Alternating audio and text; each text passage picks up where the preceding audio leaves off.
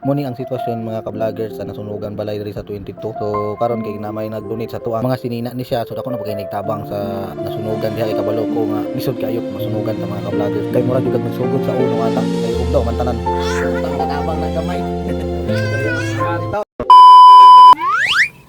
So, what's up mga ka-vloggers no? Mayong adlaw yung tanan diya for today's video. Sa nasunugan atong inyatag oh. Tawantay gani. Kana.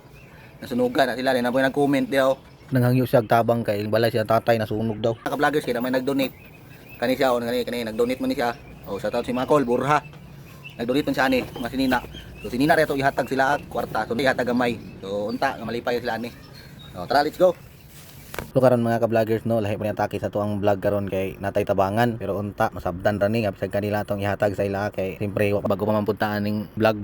So gamay pa kay tag earnings. Muna nanghangyo ko kung nakaagi ni si Mongol, paki-like comment lang ko para makatabang og daghan patag matabangan mo diha mga ka-vloggers no. Kay bisag bago pa tanim sa mundo ng pag-vlog manabang nata kay naman man donate diha. So sa tinuod lang kita lagi magtinabangan na di na ta magsalig sa panggobyerno kay layo man kay to. So before ita mga hatag mga ka-vloggers no, shout out dai sa kuang mga nag-comment sa tuloy followers diha. Shout out ninyo mga idol. Shoutout ani atong mga ka-vloggers, shoutout kay JR Smith, shoutout pod kay Rosemary from Cebu City, shoutout pod kay Clear TV Official from Davao Oriental. Daghang salamat sa inyong pag-comment mga idol. Tara padayon ta. Tagiya dire, sir.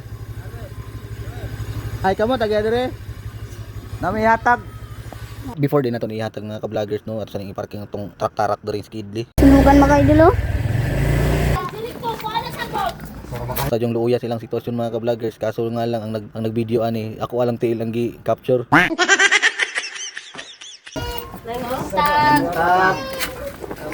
sa lagi niya lang mahatag sa inyo, pagitay ko na niron. Kira kayo ka-vlog. Pa! Mara niya itong ihatag sila. So ato nang nahatag ang mga t-shirt nga gihatag ni Johnny Lubur ha. Taganan po na itong gamay cash. Salamat po kay sir. Tabang na gamay. Salamat po kayo. Salamat. Sa dihang nagistorya mi mga ka-vloggers, ang inungdan sa nasunog silang balay kay solar. Sobraan na daw kuno kay nila og bulad sa init ni buto ang wire. So kung kisa naka-solar diya, amping-amping na ta kanunay bantayan nato kay na delikado mo buto, hindi na rin sobraan sa charge pa init. Once nga mapuno na kuno na, dako untang solar, mapuno na kuno na, dako na kayo nagpundos kuryente ko na. Nya kay dito na kung gikuan sa ato butang siguro init. Pero wala mo ikuan, wala mo kuryente. Wala. Wala. Kato na ni naputlan man. Iwan na ko sa ibalik. Pero to nagigid may nga nagamit og solar pero kato nagigid ko siya nga solar nga. Oh, di mo pa palit na bago pa ko palit.